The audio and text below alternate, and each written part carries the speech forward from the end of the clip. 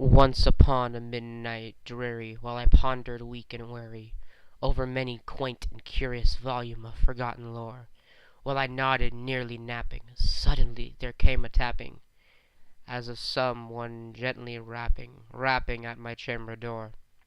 "'Tis some visitor," I muttered, tapping at my chamber door.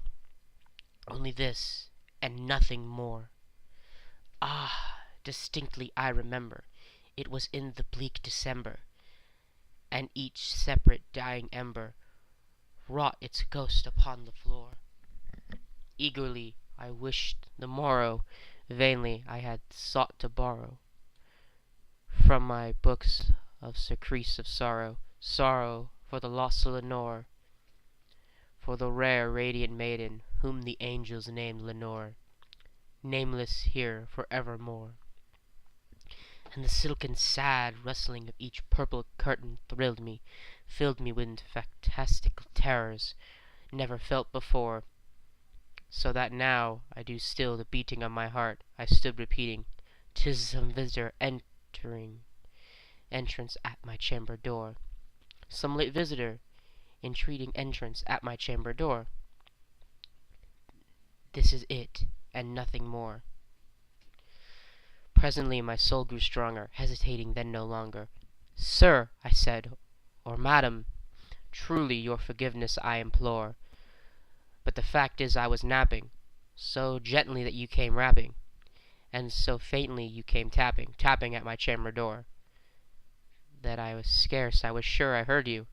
Here I opened wide the door. Darkness there, and nothing more." Deep into the darkness peering, long I stood there wondering, fearing, doubting, dreaming dreams no mortal ever dared to dream before. But the silence was unbroken, and the stillness gave no token, and the only word there spoken was the whispered word, "Lenore." This I whispered, and the echo murmured back the word, "Lenore." Merely this, and nothing more. Back into the chamber turning, all my soul within me burning. Soon again I heard the tapping, somewhat louder than before. "Surely," I said, "surely this is nothing at my window lattice. Let me see what there is, and this mystery explore. Let my heart be still a moment, and the mystery explore. 'Tis the wind, and nothing more." Open here I flung the shutter, then, with many heart aflutter, in there stepped the stately raven, for the saintly days of yore. Not the least obeisance made he, not a minute stopped or stayed he, but with mien of lord or lady, perched above my chamber door, perched upon the bust of Pallas just above my chamber door, perched and sat, and nothing more. The sea bony bird began bejeweling my sad fancy into smiling, by the grave and stern decorum of the countenance it wore. "Thought thy chest be shorn and shaven, thou," I said, "art sure no craven, ghastly grim and ancient raven, wandering from the nightly shore. Tell me what thy lordly name is on the night's Plutonian shore." Quoth the raven, "Nevermore." Much as I marveled this ungainly fowl to hear it discourse so plainly, I thought its answer little meaning, little reverency bore, for we cannot help agreeing that no living human being ever yet was blessed with seeing a bird above his chamber door, bird or beast upon the sculptured bust above his chamber door, but such a name is Nevermore. But the raven, sitting lonely on its placid bust, spoke only that one word, as if his soul that one word he did outpour. Nothing farther than he uttered, not a feather than he fluttered. Still I scarcely swore than muttered, "Other friends have known before. On the morrow he will leave me, as my hopes have flown before." Then the bird said, "Nevermore." startled at the stillness broken by reply and aptly spoken. Doubtless, I said, what it utters is only stock and store, caught from some unhappy master whom unmerciful disaster followed fast and followed faster, till his songs of burden bore, till the dreads of his hope and monotonically burden bore, of never, nevermore.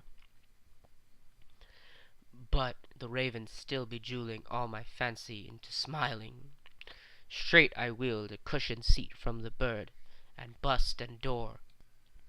Then upon the velvet sinking, the bed took myself to linking, fancy unto fancy, thinking what this ominous bird of yore, what this grim, unmaidenly, ghastly, gaunt, and ominous bird of yore, meant in croaking nevermore.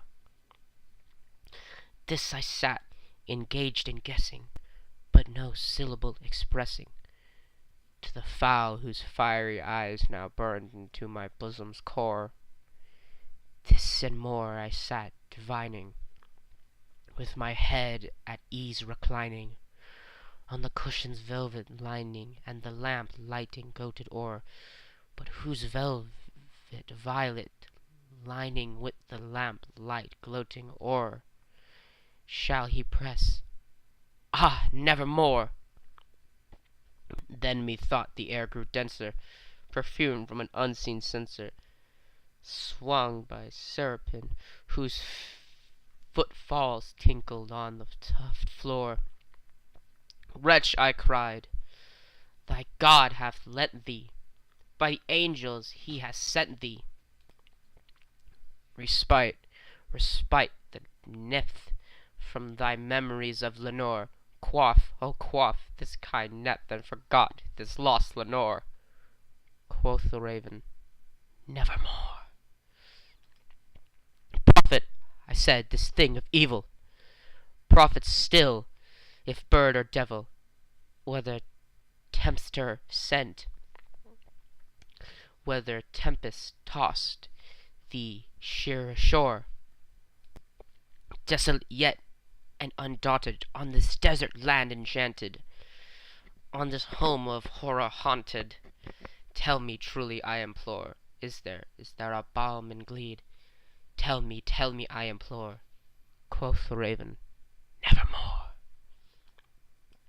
Prophet, I said, thing of evil, prophet still, if bird or devil, by that heaven that bends us above, by the God that we both adore, tell us this soul with sardine laden, if within this distant Aden it shall clasp its scented maiden, from the angels named Lenore, clasp a rare and radiant maiden, whom the angels named Lenore. Quoth the raven, nevermore. Be that word or sign of parting, bird or fiend, I shriek and upstarting, get thee back into the tempest night of Plutonian shore. Leave no black plume as token of the lie and soul hath spoken. Leave my loneliness unbroken. Quit the bust above my door. Take thy beat from out my heart, and take thy form from off my door. Quoth the raven, nevermore. And the raven, never fitting, still is sitting on the placid bust of Pallas just above my chamber door, and his eyes have all the seeming of a demon that is dreaming, and the lamplight o'er him streaming throws his shadow on the floor, and my soul from out that shadow lies floating on the floor, shall be lifted nevermore. Hey guys, Down on Fire for God here. Sorry if I did sound sick in this video. This was simply just a little narrative story by Edgar Allan Poe.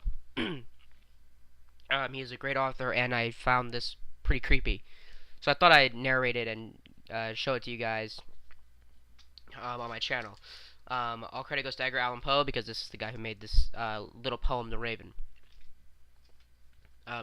With that being said, I hope you guys did enjoy. Be sure to like, comment, subscribe to my channel. I do occasionally scary videos like this, or creepy videos, top 10s on my channel. I'll do them on occasion, so if that's what you want to see, let me know. With that being said, have a great day, smart ones.